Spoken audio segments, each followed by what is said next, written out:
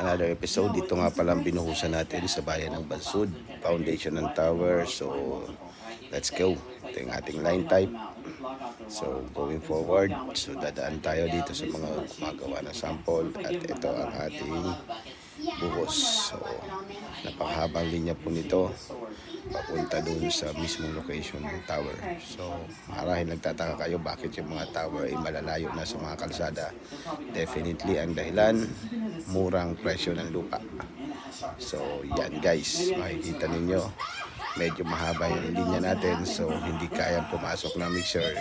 Initially they are planning to use one bagger mixer, so yan na, may stockpile na sila ng buhangin, pero nagbago isip na laman nila na may pumpcrete tayo. So eto na, so eto yung pagligo natin, and yan makita nyo meron tayong trial. So yan, palabas tayo muna para siguraduhin makakarating sa dulo yung ating halo. And eto na, sa dulo na tayo ng tower. So good luck and tuloy-tuloy yan. Alright, sa susunod na vlog ulit. See you next time.